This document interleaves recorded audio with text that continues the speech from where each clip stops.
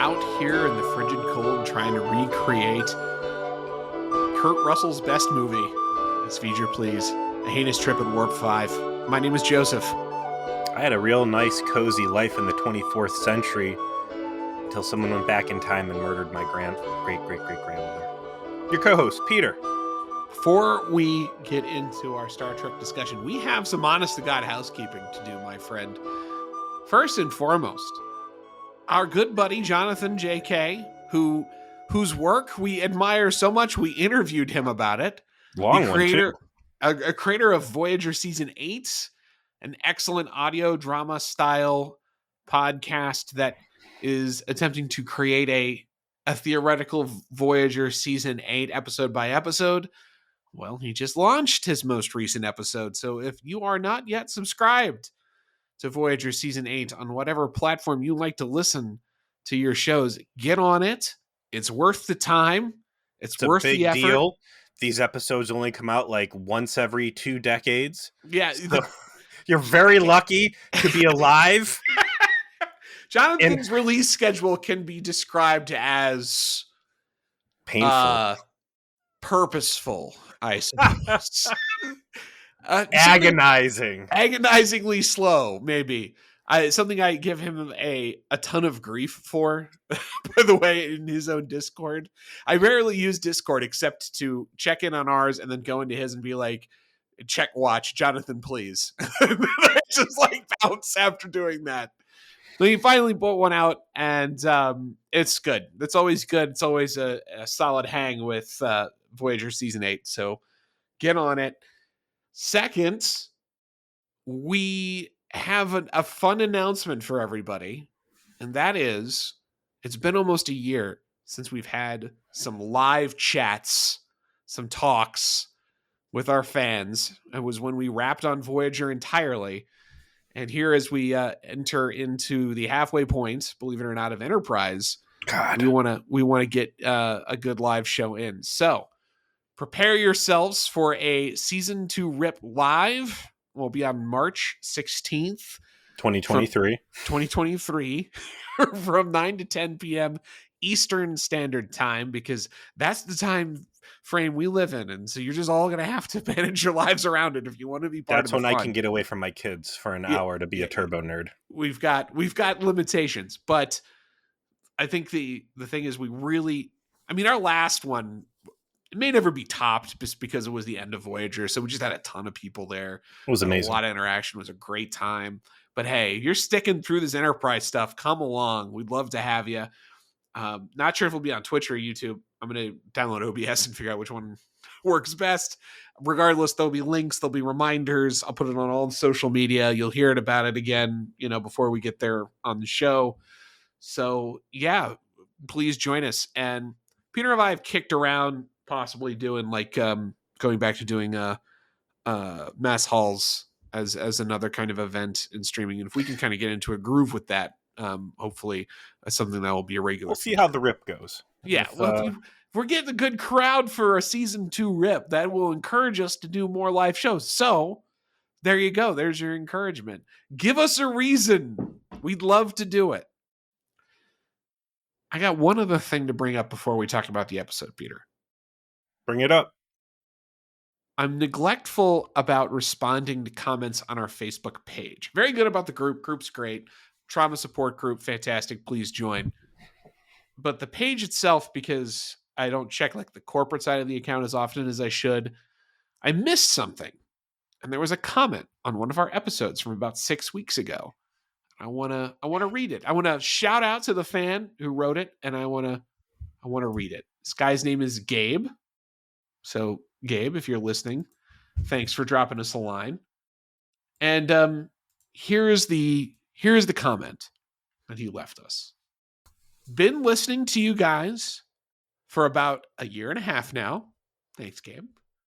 I downloaded a ton of your shows and brought them with me.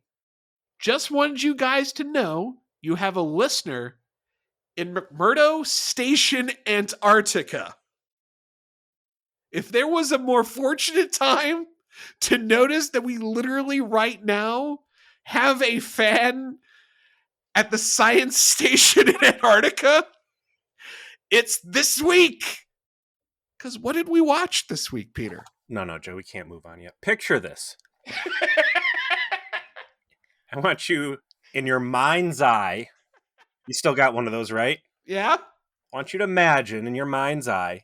Uh-huh. You guys at home and driving your car, just for a moment, pretend that there you are, out in the middle of absolutely nowhere. And if you go outside will kill you.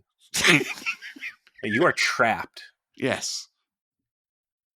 And you're listening to Joe and I talk about 20-year-old Star Trek shit and argue about shuttle pod doors and God knows what else. Getting a beast with doctors in France over it. Yeah.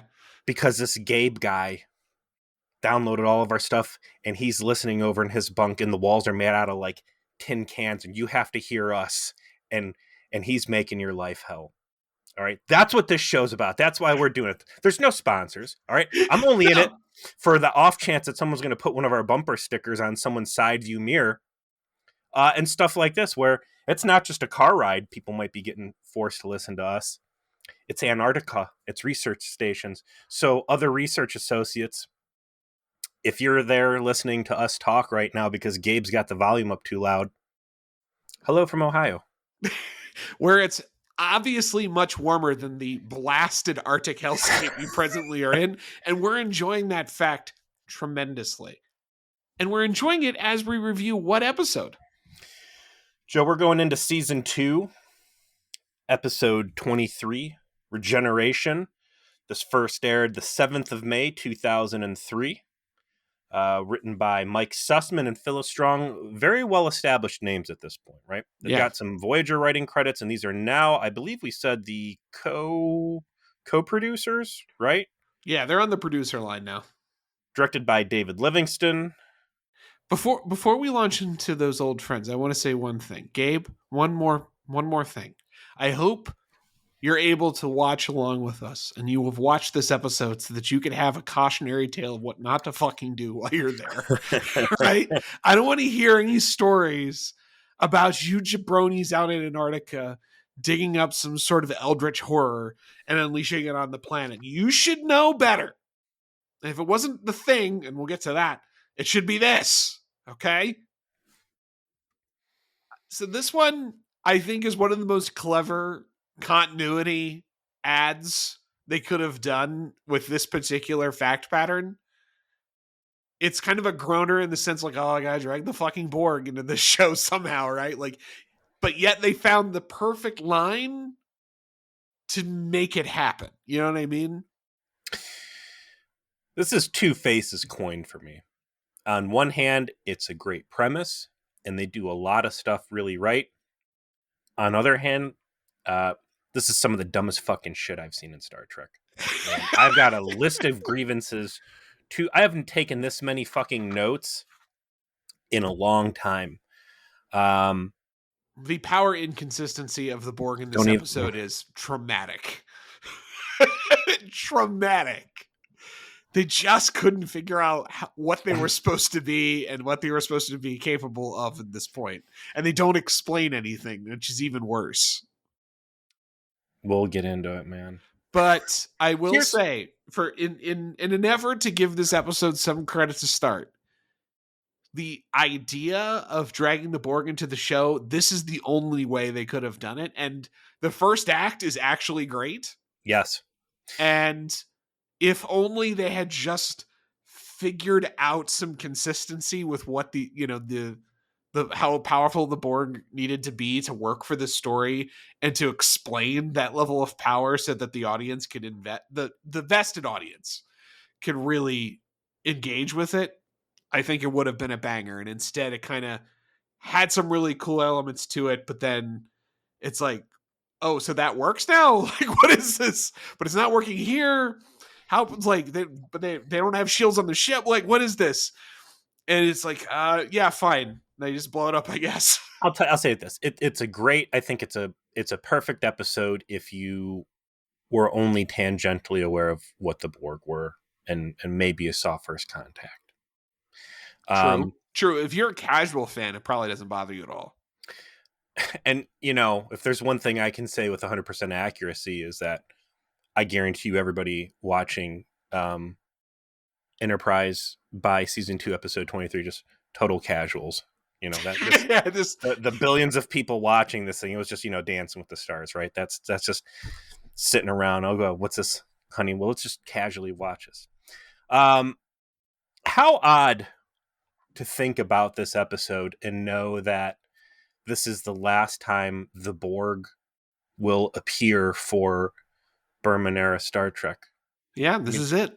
What a potent run. Obviously, definitively, the best villain out of Next Gen.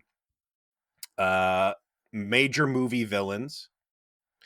And then dragged out of a perfect endpoint by Star Trek Voyager so they could urinate on the corpse, fuck the corpse, necromancy the corpse back alive, pee it on it again, fuck it again, and then ultimately that's I'd what we know snuggle with it about in Rick bed. Berman. He can't stop fucking the corpse. It's Not known fact that Rick Berman fucks corpses. Well, alligators is actually a true thing. Yeah, alligators. I'm sorry. It was correct. I apologize to Rick Berman if he fucks alligators. So, such a long run. And then, just the last time we ever see the Borg is fucking Enterprise until, we jump up into Picard, which did a pretty good job with them for the most part. It was the thing I complained the least about in season 1 of Picard.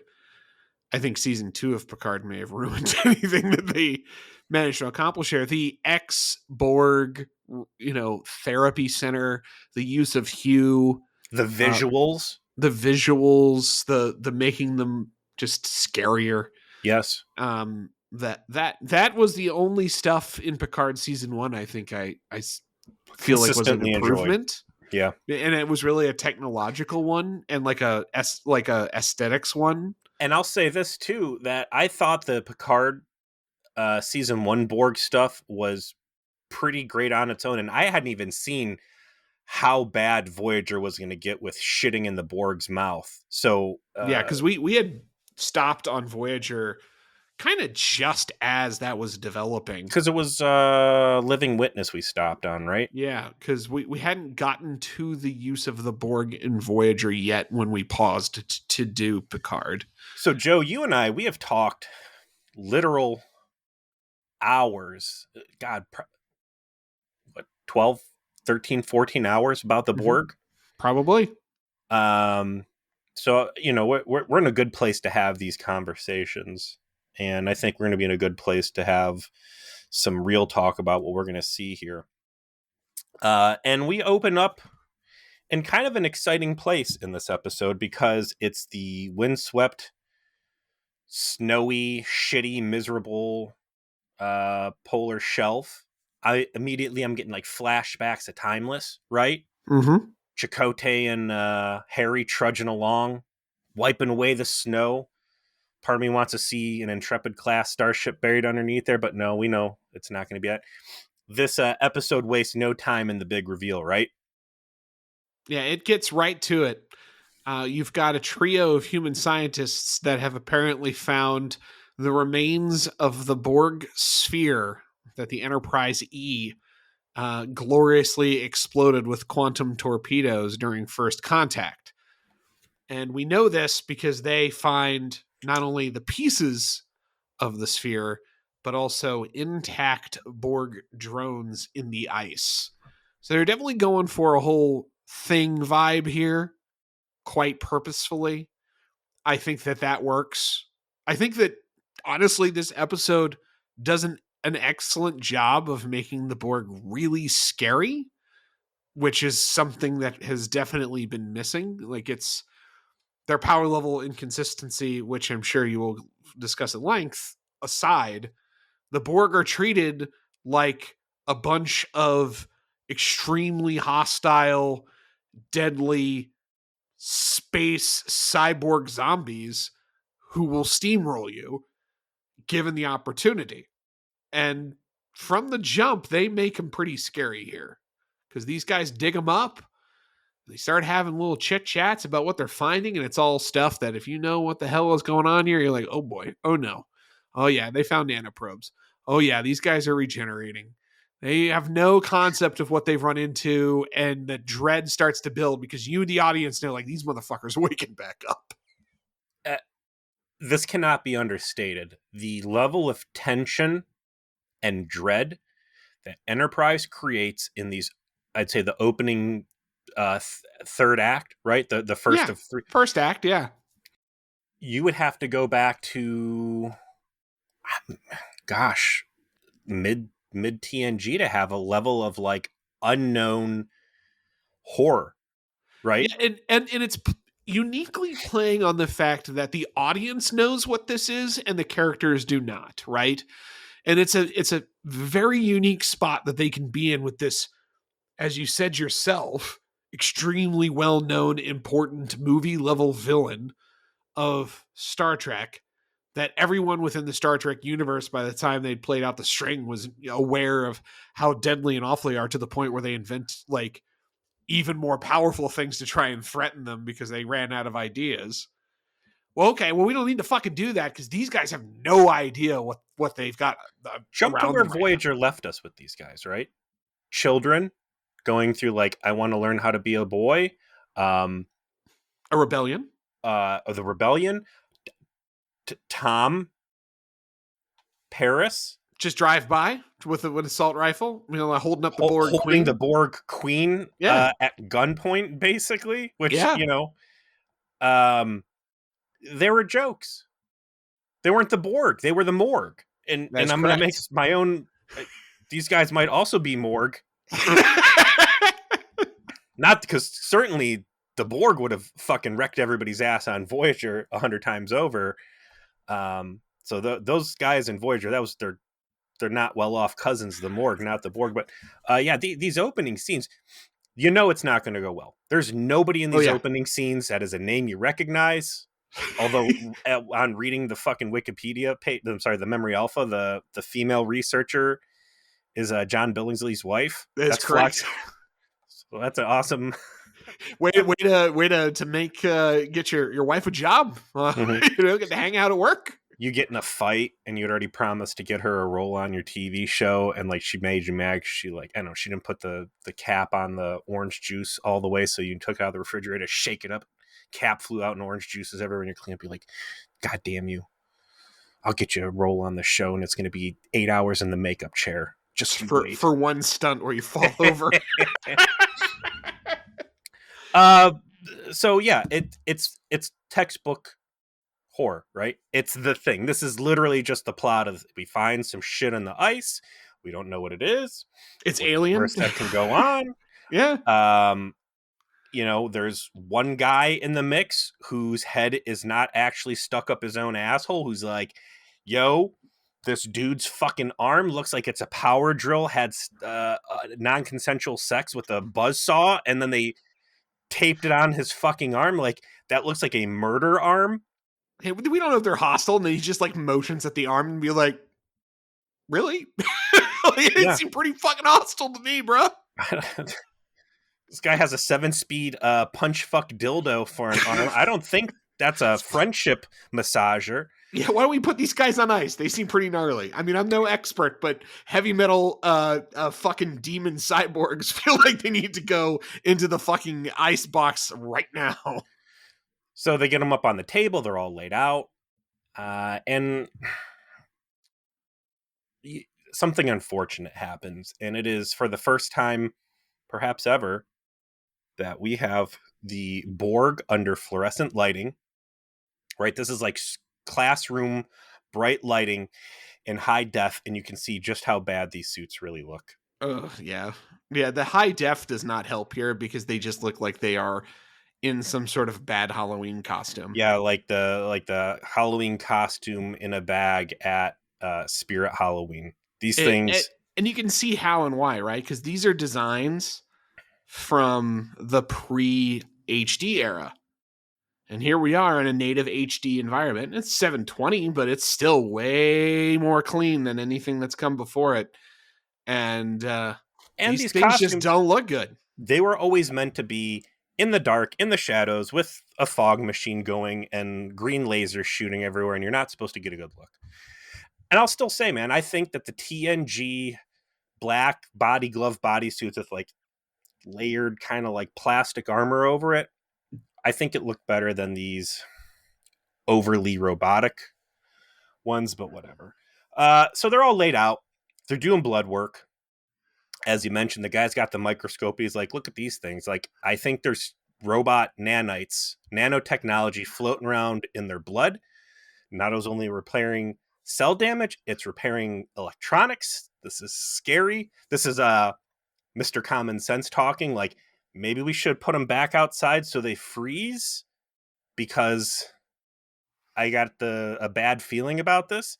And then his boss, Mr. Dipshits, Nah, they're fine. no, Starfleet sent us out here with our my other criticism, and maybe our friend Gabe can tell us what kind of coat it really takes to work in Antarctica. But they got like these thin spring, like they look like they're wearing oven mitts, basically. It's real thin material. They look like they're wearing some sort of summer version of a Romulan uniform. Yeah, they do. I was going to say Romulan Yeah. outfit.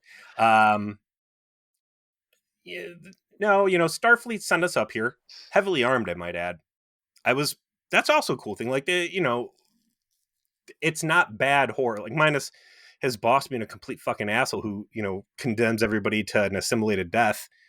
They've got security precautions. There's guns everywhere. They don't really mention why Starfleet sent them. Yeah, they never established what came up that they finally figured out this was here, right? That's kind of missing from the plot of, oh, there was a signal that got activated, or we finally set up this, survey team that came up with this EM signature way at the top of the pole, which no one expected to see. Nothing to give reason as to why they are there, except that someone thought that there would be something there, and then someone owed someone a bottle of scotch, right? Sure. Doesn't matter. They're investigating it. And eventually the inevitable action that the entire audience know has to happen at some point occurs, and that is one of the Borg drones awaken. Despite Mr. Dipshit saying, well, there's no reason to assume that they're hostile. We see the tubals go in, and then we see guys shooting up the joint with his phaser rifle from a wide effect shot. And you see like the phaser blasts like start blowing holes in the side of the tent and all that. I thought that was very clever. And then the other two scientists come running back in. Place trashed. Like, what the fuck? One of the bodies is gone. They find the dude. He's on the ground. He's already turning gray. He's gasping for air. Like, oh no. And then, of course, they turn around and there's a laser eye in their face and you don't see anything else. We know what's happened. They don't have to show you anything else. Just make this the whole fucking thing, man. Get rid of Jonathan Archer and the rest of the crew and just have a completely disposable cast and give me a fucking 2-hour made-for-TV movie that is just a thing with a Borg drone. I agree. Or Alien. Right? And I think right off the jump, and as you're beating around the bush, like, this is a ridiculous fucking story. Because based on everything that I've seen over 15 years of Star Trek at this point, or whatever it's been, 24th century post First Contact, well, it wouldn't be post, it would be a Borg up to the power level of First Contact, drop back in 2153, should be able to assimilate the entire goddamn planet unstoppable. Yeah, it should roll the whole place. So the idea that this thing would wake up, make a little collective, which is smart, maybe wake his other friends up and maybe get a ship semi-operational, and then decide the smartest thing to do is leave, is ridiculous. And, there has to be a certain level of suspension of disbelief, because... I mean, we know that one Borg drone could potentially roll the whole place because Voyager did that plot. It was called One. It was a 29th century Borg that they were fucking paranoid as shit about going back to the Borg because it would just make them an unstoppable juggernaut if they got their hands on it, right? So you got these time displaced Borg. You think they should roll it, except if you did something to justify why they couldn't. right? If there was some dialogue during this first act of like, all their technology's in shambles, there's nothing left. They give you some sort of Break his breadcrumb trail. assimilation tubules, right? Yeah. They broke 7 and Nine's tubules. It's a piece it can break, and now he can't just zombie everybody. This would have been a great standalone horror movie where everybody dies and they have to nuke the site from orbit. They It could would have have taken, preserved the mystery of what happened, so you don't have a continuity issue down the which is road. its own whole can of worms we're going to get into.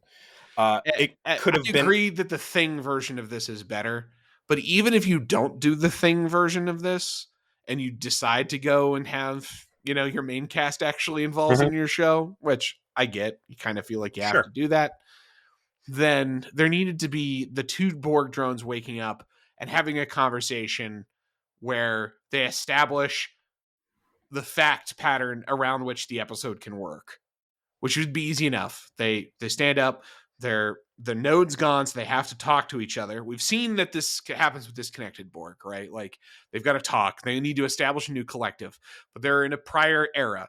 The technology is not as compatible. Their efficiency will be degraded by 87%.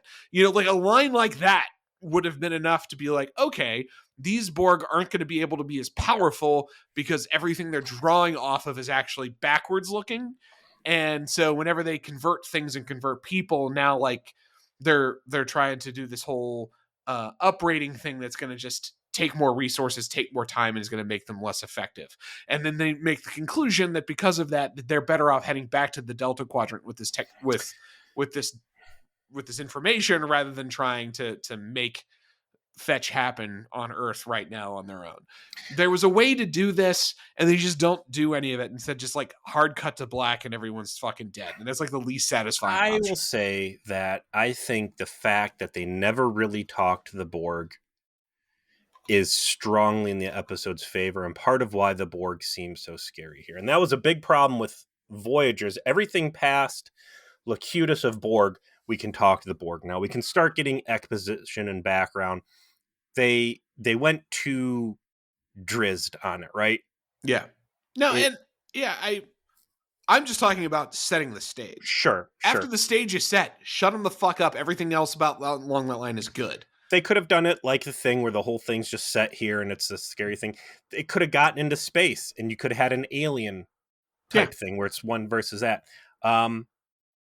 But instead, the Arctic station drops off the map. Uh, we get Admiral Forrest involved. Hey, that base that was full of what was probably some pretty fucking sweet tech. We haven't heard from it in 3 days. Also, for being something that's this big of a discovery, we didn't have like an entire garrison posted up there to like, protect it from the temporal Cold War or whatever the fuck we're worried about these days. And he goes himself. Admiral Forrest goes himself to check it Not out. important enough to put like a garrison up there. It is important enough to go up yourself and check. That tells you that Forrest argued against putting a garrison up there, and now he's in deep shit, and that's why he's up there trying to figure it out. They I get up do there. like, I mean, it is another, by the way, sign of like, they use Admiral Forrest a lot in this show. He shows up frequently. He's usually like a pretty small presence in each episode he's in, Mhm. but he is consistently the guy who's in charge of Starfleet. And I feel like that is actually helping somewhat because if you go back to TNG, like Picard would interface with so many different like flag ranked officers that it was sometimes difficult as a viewer to understand who did what. Like you knew Admiral Nechayev was the intelligence admiral. You knew that very clearly, but everyone else it's like random guy. Sometimes it was someone who would show up again, sometimes it wasn't. It was really only Admiral Nechayev who had a real personality and a real fucking job, right? Well, that was a casting issue, right? And that Probably. was, I think, something based on your descriptions of DS9 that they realized. And certainly in Voyager, when they reestablished contact with Starfleet, it's all through Admiral Paris. Mhm. Instead of having established ensemble characters that you're rotating through that have behavior and that have consistency, it's okay, we'll grab someone from fucking casting. This guy's going to be an admiral who's eating bugs, and this guy's going to be an admiral who whatever. And they had good ones like Eric Pressman in TNG. Yeah. That I was a guess it's good like episode.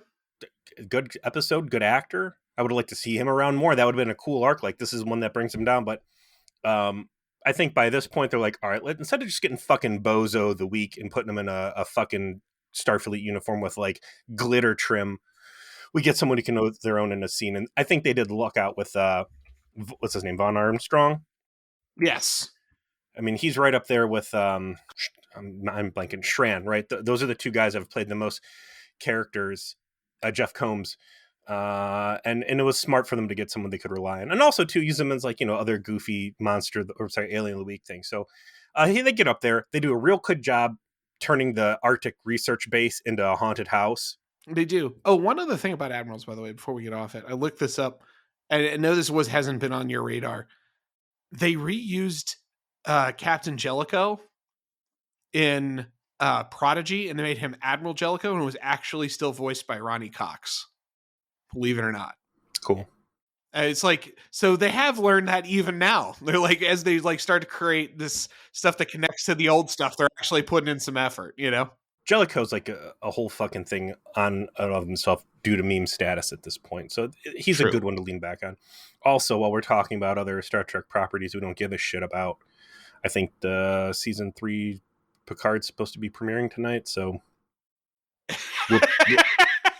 Is it?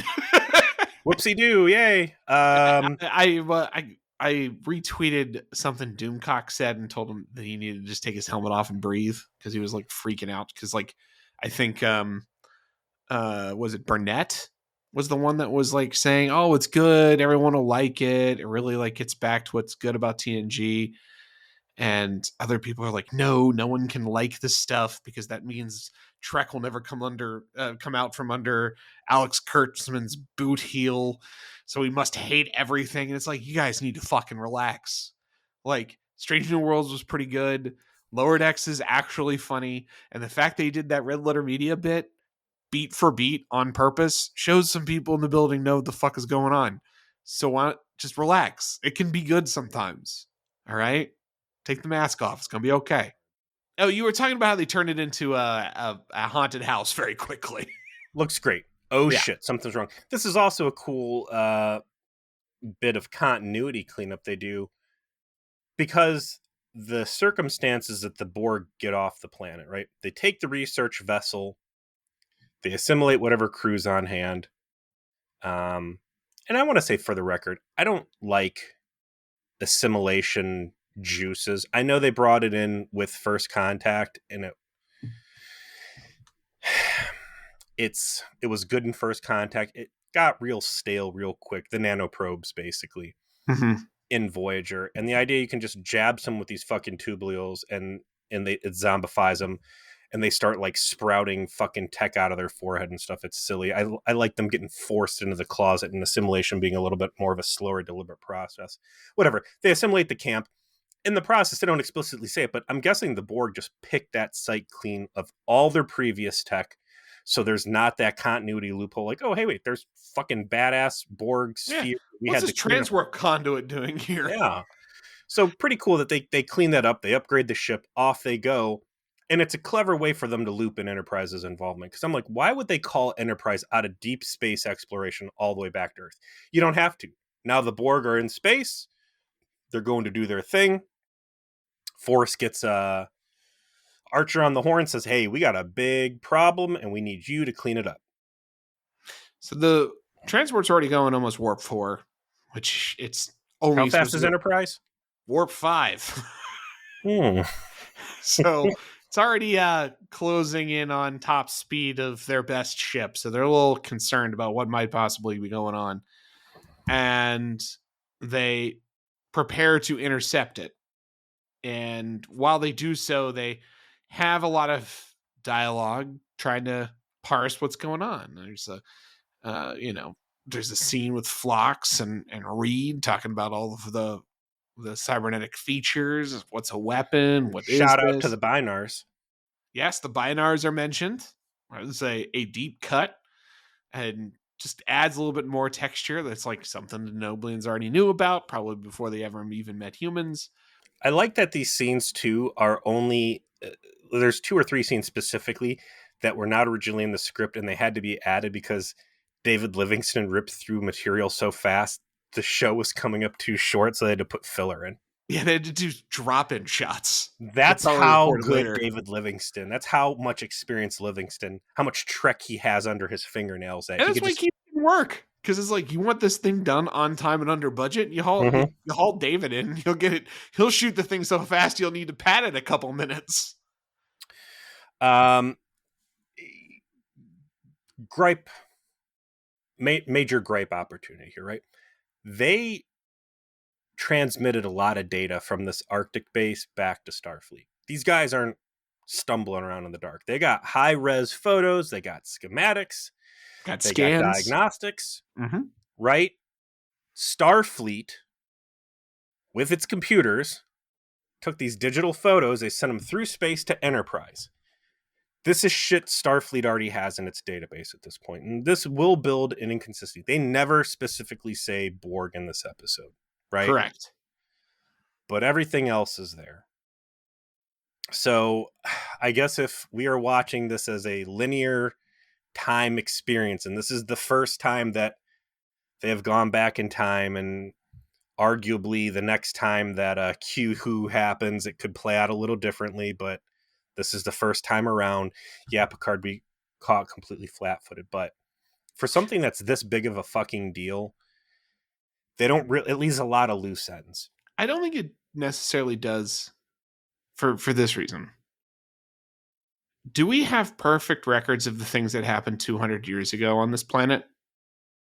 Did they Like have in 1820? starships and warp drives back then and like really good computer systems? Well, we got really good computers now, but like I don't have all the files from the computer I had 10 years ago, let alone 200 years ago. You're Just also because just because something is digital doesn't mean that it's not just in the back of some archive somewhere and no one alive knows anything about it by the time it happens again. if you had digital cameras in your house 10 years ago and people broke into your house, I'm sorry, zombie robots broke into your house and ripped your mom apart and then turned her guts into a spaceship and flew out, I bet you $100 you would have a jump drive with those video files there, right? Well, Like yeah, 10 years ago, sure. But if it was 200 years ago and they it was didn't a bunch have of computers. people that you didn't know, that no one alive knows anymore, and it's something that happened, but now you've like confronted 200 years more of other space horrors, so it doesn't seem like it's so weird anymore. They've And pulled much more obscure facts out in TNG with their computers that went way back further. So I think it is completely reasonable to believe that Federation archives, that this would be one of the big mysteries, and when are we going to encounter these guys? This would be a big fucking deal. It's I not a feel like showstopper. the information should be there, but I understand why it wouldn't be on quick and ready for anyone to research and Minus understand. who?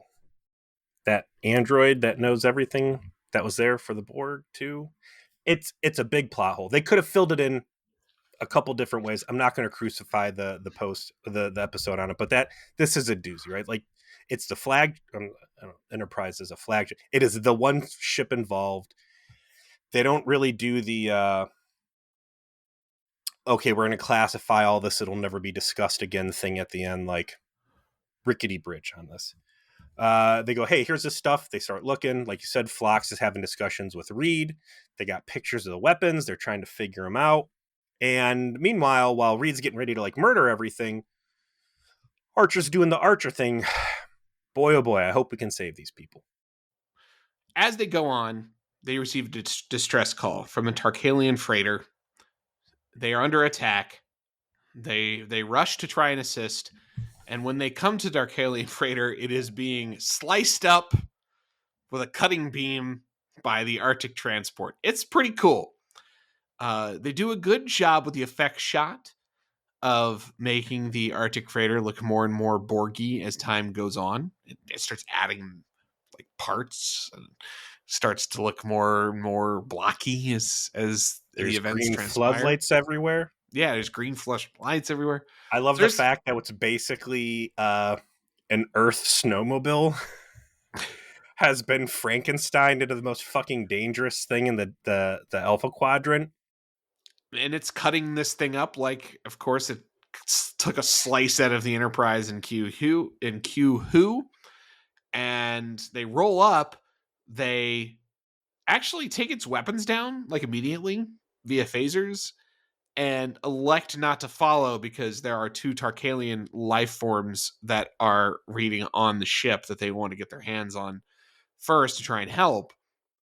And they bring those guys into sick bay, and they are undergoing the process of being assimilated. And I think the most effective character in this episode is Phlox in talking about what's happening and making you understand, like, yeah, he's kind of onto it, but he's not really onto it, you know?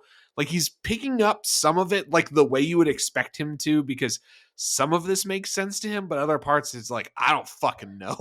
Like, Not only did I not know, but I am going to be reckless in my assumptions right. because And it, someone else is like, it seems like there's bad shit going on, and these guys seem like they might be wrapped up in it now. Maybe we should put them in a decontamination chamber just to be safe. And, oh no, well then I can't treat them. And I don't think they're going to be any risk to the crew. Looking at the camera, wink, wink, and then I like that it bites him in the ass and it becomes a major plot point. absolutely. I also like the Tarkalians have these little medals. I've seen them before, and I can't remember what episode it was. But whatever their insignia or their logos are, it looks like a pair of gold balls. Yeah, it's this little. Yeah, they do look like balls. It's like Those do scrotum. look like balls. There's some other that is a reuse prop. They don't mention it all in Memory Alpha, but there's somewhere else where we were like, God, that guy's badge looks like a nutsack. The Tarkalians, I don't think I've ever seen them in anything else. I know it's a name we've heard, but this is the first time I think we've seen them. So the Borg ship has flown off. They've got these Tarkalians who are being rapidly assimilated. Phlox is able to start doing some work on them and saying, hey, I see these nanoprobes, and this seems like it's pretty serious business. I'm going to try some stuff. Archer goes off on a hunch, and that hunch is that, him being the Zephram Cochrane fanboy he is, swears that he thought something about this seems familiar, right? It sure does. Tie that also real quick into the whole thing that, like, this should be a big deal and Starfleet have better records on it, because when the father of warp travel and like unlocking the future of the Federation is sitting there giving fucking commencement speeches at Princeton, telling you about the time robot zombies from the future came back in time in basically a reworked plot of Terminator to try to kill him before he could birth the future of the Federation and Borg downfall. I love that they set this up as, well, Zephram Cochrane was a known drunk crank. Like, he said, who would believe this story? The story sounds stupid is really the framing, right? Yeah. He got drunk and decided to tell people the plot of First Contact while giving a commencement speech at Princeton. And then everyone was like, what the fuck was that? And he's like, oh, I'm sorry, I was drunk. It never actually happened. My bad. Funny story tying this and the guy we've got up in Antarctica, us finding that comment here. The commencement speech we had when I graduated from OSU, they had Bill Cosby the quarter before ours, so I didn't get the big name. They had this dude come out and talk about his own Arctic research taking core samples. I would have much preferred to Bill have Cosby. I was going to say, Zephram Cochrane telling us a story about space zombies coming back from the future to get us. My commencement speech was Andy Rooney, who was passed his cell on date even in 2001. So we'll leave it there. But Archer says, no, I think there was something more to that, because he then said the exact same thing again, like, 2 years later, that was also verbatim, like the same thing. So I think that's these guys. Also, quick side note, like, I don't like the temporal police. that Voyager used heavily. I liked their episodes, actually. They I were don't like them fun. conceptually because then it doesn't apply to the rest of stuff. Like, you're telling me they didn't go back in time and tell Zephram to shut his fucking mouth? Yeah, like it does create this circumstance where you're like, well, why haven't they shown up every other time if Why they're the didn't they time show up when police? Janeway brought fucking Borg killer tech? Like, it's one of those things you can't apply them to the episodes that they're not designed. Whatever. But no, he's like, listen, I think these are the same guys, and this starts opening up a dialogue tree between T'Pol and Archer, where she's like, so what's your plan here exactly? And Archer's like, well, we're just going to rescue everybody and bring them back, right? That's what we always do. And she's like, oh. I suppose, like, boss, I don't know if you've noticed, but they've all turning into zombie killing machines. So maybe not that. I've been And watching the back catalog of these goofy horror movies that Trip's all about. And let me tell you what you need to do. You need to kill it with fire. well, they're gonna end up having to kill him pretty quick here because the next thing that happens is they start waking up. They're very displeased by their They're circumstances. Tarkalians. The Tarkalians are, and eventually, one tosses the security guard straight across the room, Super yeets him. just obliterates this dude, and then of course Phlox gets the special touch in the neck from the assimilation tubules, and these two guys are off to the races into the Jeffries tubes trying to fuck with the ship. The condition they run off into the Jeffries tube, they're looking a little sickly. Once they get in the tubes, like, they get like 6 times worse. There is mechanical implants, which we saw back in Voyager, right? 7 and 9 has her relapse. Yeah, and they start They sprouting. they remote activate her Terminatrix program, and like the fucking shield emitters like blow out of her cheek. I like them balding. I like them like zombifying, like the massive hair loss. It's a guy, it's a girl. They're climbing up through there. Archer's like, hey, Reed, go take a highly disposable security team into the catwalk, into the Jeffries tubes, go hunt these guys down. God, I hate so much how Reed holds a fucking gun in this show. This is the second time I couldn't look away. He's like always like flashing it around like it's like a special accessory he wants to make sure the camera knows he's got, and you know he's clearing corners with it, and he's just like always He's showing it off nearly. like an engagement ring. Yeah, it's super weird. It is not the way that a military professional would hold a gun to effectively implement against an intruder. I mean, honest to God, Jerry Ryan was better at it with a phaser rifle in Voyager. She had trigger discipline. She'd point the thing the way you'd point a real gun, you know, like assuming like a level of recoil and a need for accuracy. And fucking Reed, who's supposed to be a security officer, is like flashing this thing around like it's a fashion accessory. Take that grievance and put it right at the bottom of the list of things wrong about the character of Reed. Okay, fair. I know it's a big deal for you, but like there's way goofier shit in this. These Borg, they're hauling ass through there. There's this effect shot that stands out as just awful, where like the Borg punches the wall. There's 2 monitors. It's so Then there's a odd. wall. They punch it, and then like, I don't know if you remember like the little capsules. They look like little aspirins, and you'd throw them in water, and there'd be like a horse that was a Yeah. sponge that was like dehydrated, and like the capsule would dissolve, and then a horse would like hydrate and become there. Imagine you're recording that process and you play it back at like 12x. That is the speed that full-blown computer parts just magically, spontaneously generate out of the fucking wall, right? It's magic. It looks like magic. It's It alchemy. does. It doesn't look like technology. It looks like magic. You're absolutely right. And it just is conjured from thin air right in front of you. And it's very off-putting and very weird. And you've never seen the Borg do anything like this. Especially Borg that was assimilated by another Borg that was assimilated, that's been stuck in the Arctic Circle for 100 years or whatever. So like, Apparently all they goofy. gotta do is punch walls and their technology comes out. Who fucking knew it was that easy? It starts causing problems with the ship. Reed gets up, they engage him, they take a couple shots. right? Right? And we get the And classic energy shield is modulated to their phasers. They shit don't work. oh, look at that. The most advanced weapons that Earth has, which it afforded its exploratory vessel Enterprise. These Borgs are just shrugging off, adding further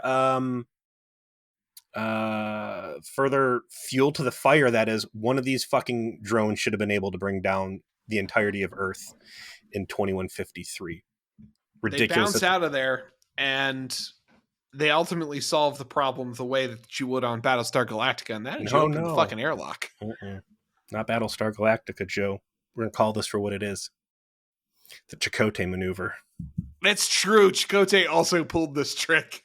You got some Borg. He tried to kill 7 of 9 as well with that. You got some Borg you don't care for anymore. They outlived their welcome. Reed, get out of there.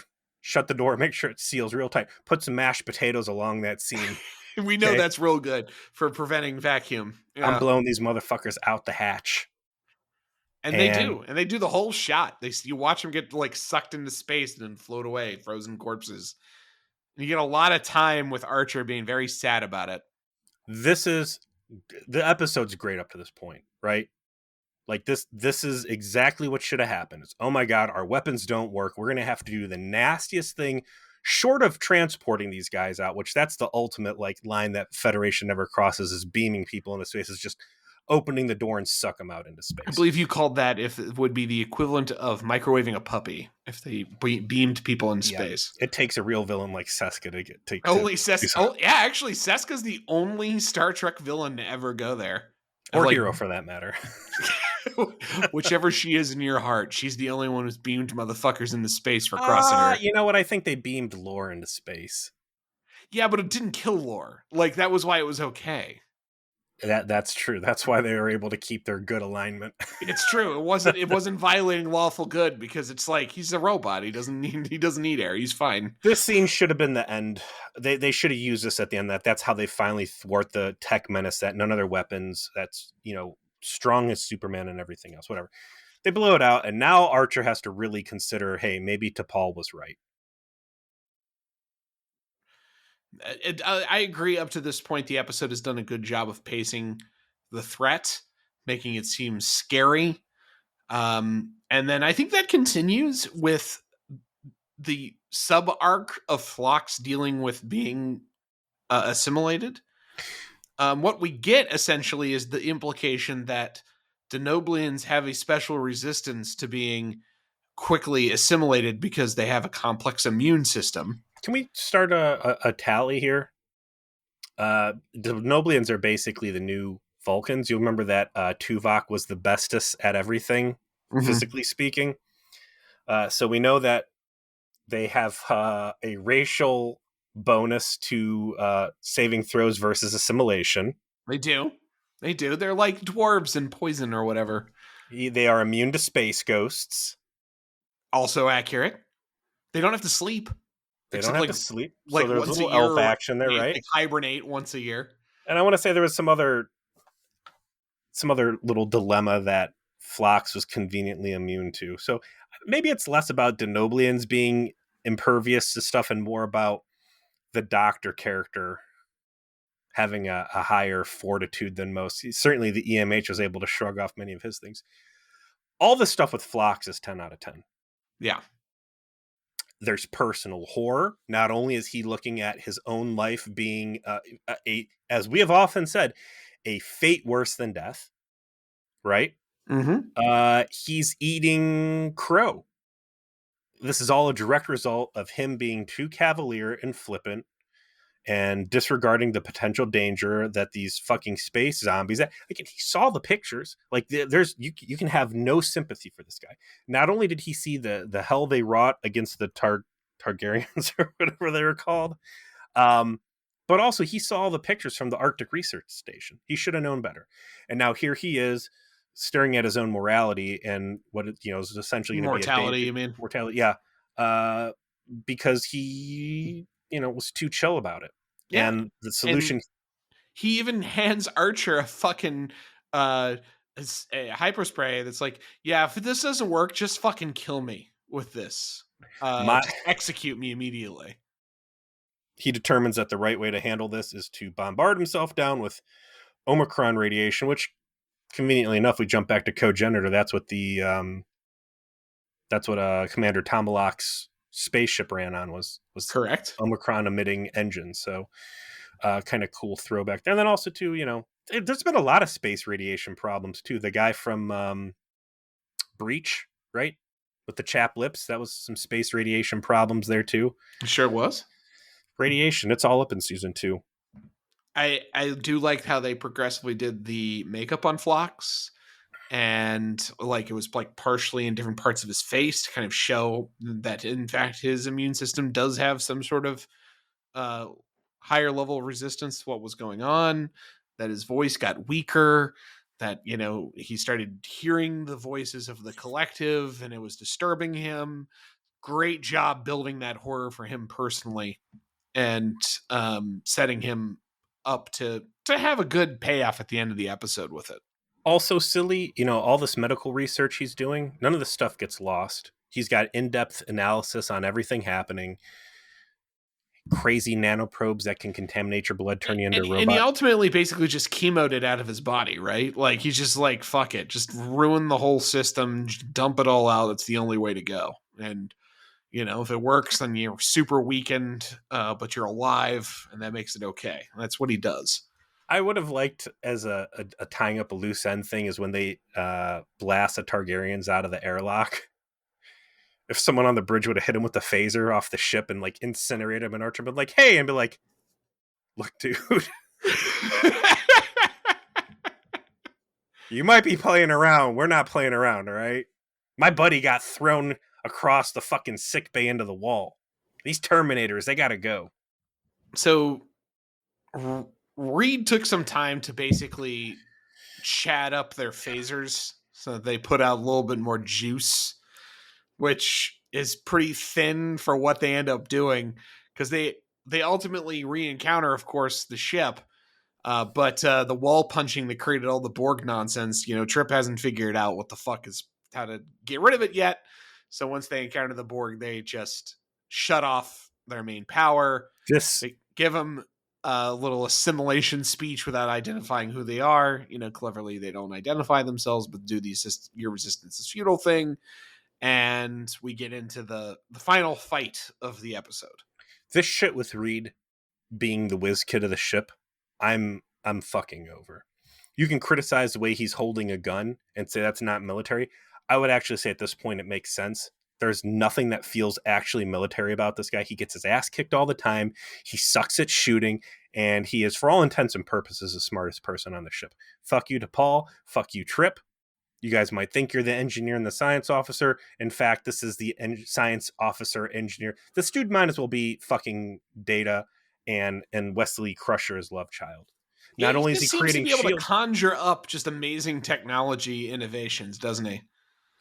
All of Starfleet went into developing the phase pistol, and this guy figures out of nowhere, maybe the phase pistol isn't strong enough.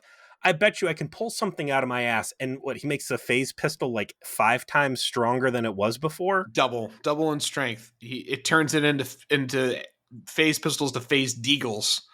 And good one. He's just crushing. I mean, and they do a good job of making the phaser blasts that come out of the improved phasers that just like actually seem like they are more powerful and have greater impact than the prior effect shots. So good detail work again, there. We've got Phlox now is immune to not immune, but he's heavily resistant to assimilation and Space Ghost mind probes. Reed, on the other hand, has made the iPhone Series 10. I'm sorry, the Phaser Series 10. He has created shields. Yes. He's created Red Alert, which is clearly the most minor of his accomplishments.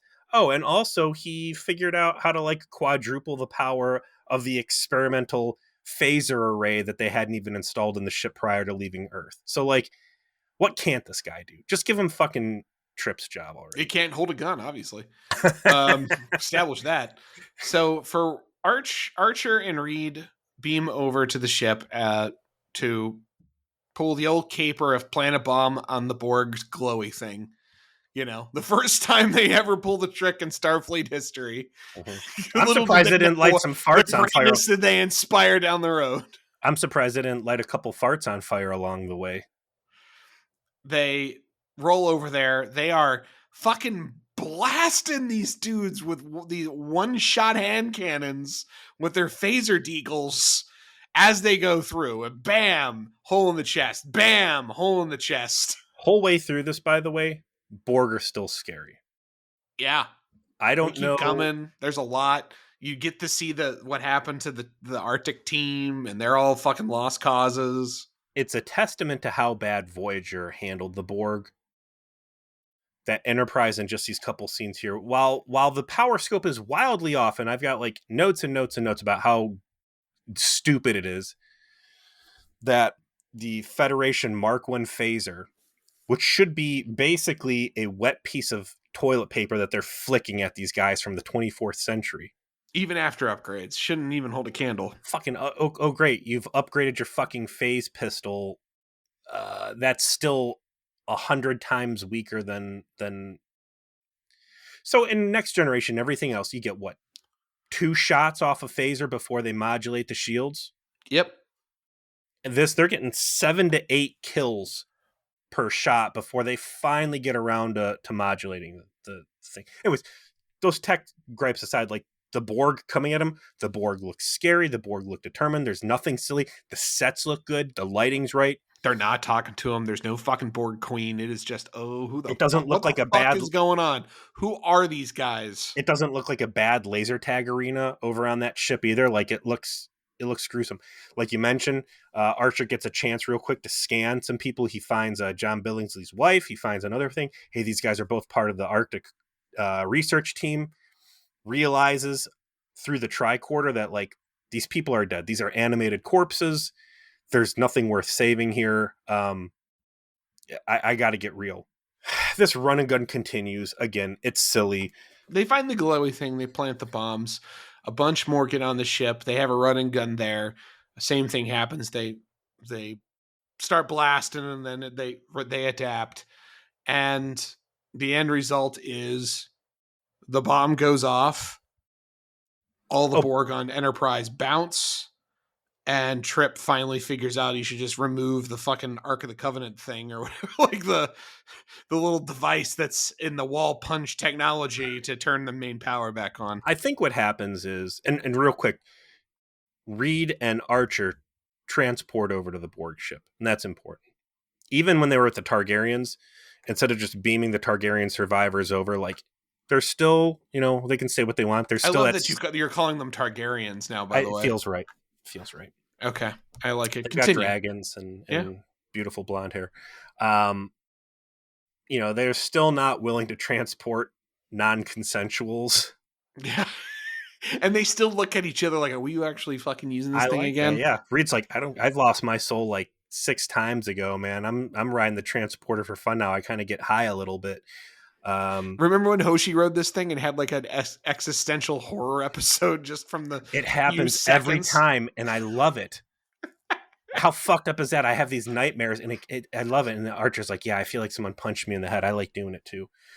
They beam back over. I think what happens is when they blow up the thing on the green glowy, it fucks them up a little bit. And because their ship was the Borg ship was kind of puppeting Enterprise and holding it like adrift, its control is broken enough. And that's why Trip is able to like take advantage of it at its no, that works. That works.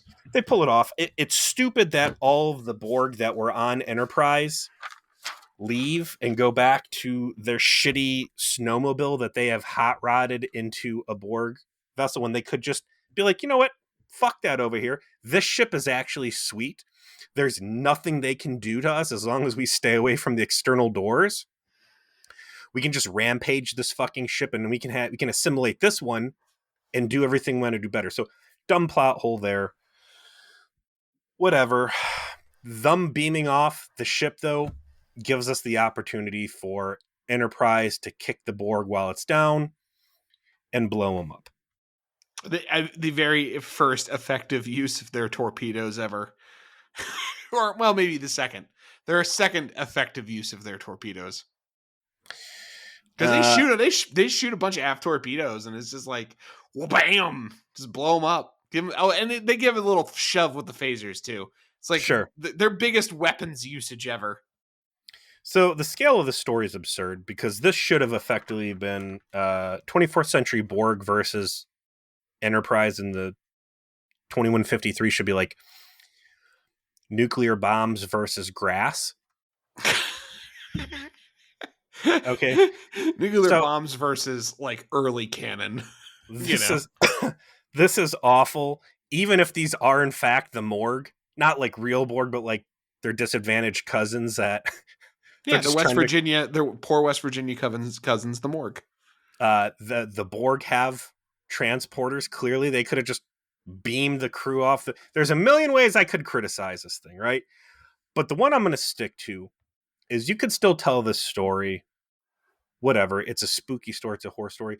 The fact that not a single member of Enterprise dies while directly engaging in close quarters combat and ship to ship combat with the fucking monsters that gave the Galaxy class and the fucking Sovereign class Enterprise E a run for their money is ridiculous. I don't know what they're saving the first Enterprise crewman deaths for, but if it wasn't this, then what is it? Yeah. Yeah, 0 body count. The Borg were defeated with 0 body count. And it's like you made them scary. You gave the audience every expectation that they're going to grease a couple of these extras. And that's all you needed to do. That security team that goes to confront them when they boarded, they could have all just gotten got. And that could have been the beginning and the end of it. You know, like the subcommander, I've lost contact with the security team. What do you mean lost contact? Like their biosigns, they're matching those of the intruders. You know, like that's it. Like, oh fuck. Send a suicide squad on the ship. They plant the bomb on the green glowy thing, but they don't make it back. Like the stakes needed to be there. The Morgue, you know, they're pulling some serious punches here, and I think this is too many, in my opinion, without an explanation. This is the first episode. I think there really needed to be some Enterprise blood spilled, and it wasn't. So, not a single Enterprise crewman death. Ridiculous. Go ahead. The fact that the Borg just are stopped effectively by a collective of Borg in a Borg ship with shields and everything else.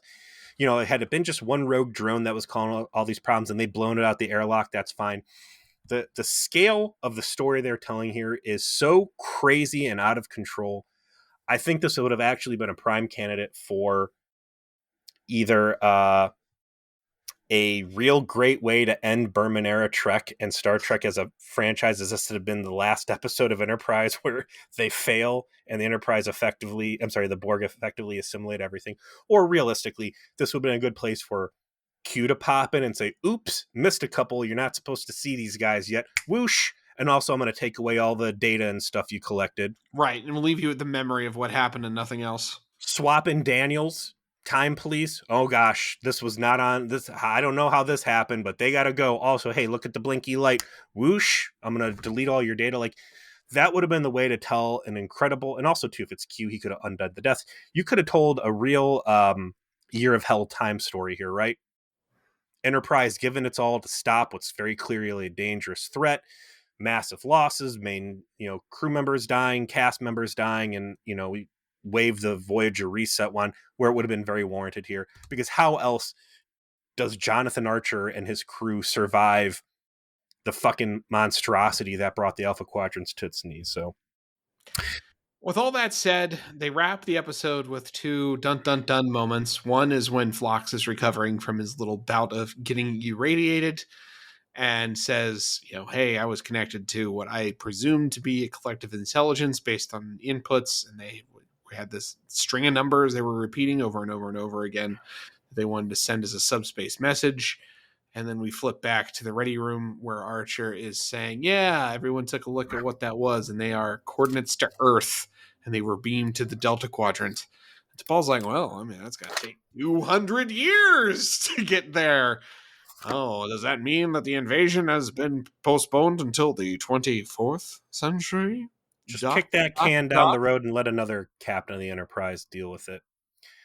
Um, Basically, the only way you can leave it, right? Well, we don't know what the fuck that was, but it was sure scary. the only way you can leave it without, again, bringing in the time police or Q. And I think both of those would have been a preferable alternative. I would have settled for just a single line of dialogue where they would have explained why these Borg couldn't reach the technological heights of their predecessors for X, Y, Z reason. Damage, time displacement, lack Frostbite. of material, You put something whatever. in the freezer and the bag's not shut all the way, it fucks it up. It's not as good. Even after you reheat it, it's not as good as it was before. True story. This is a stupid ass episode. It's still good. Even with the serious flaws that I think any person who has watched all Star Trek up to this point, it's a cool story. And even better is that they tell it, they establish the Borg is scary. I think this is a great place to leave the Borg. All things considered, yeah. I mean, superior to the Voyager entries for sure. So hard to knock it when this is better than every Voyager Borg episode. Unless you count 7 of 9, in which case, like, some of her episodes are good. But I'm like talking about like Borg as a set piece villain. Yeah. I think that they come out less scary in all of those entries, and I'm including Endgame in that, by the way, than in this. They're scary here.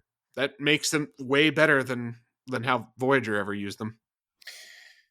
And that's what the Borg need to be at the end of the day. They need to be a horrific thing, a cautionary tale, and an unstoppable force, even though they are stopped with the most silliest of efforts here. But it's a good one. I liked it.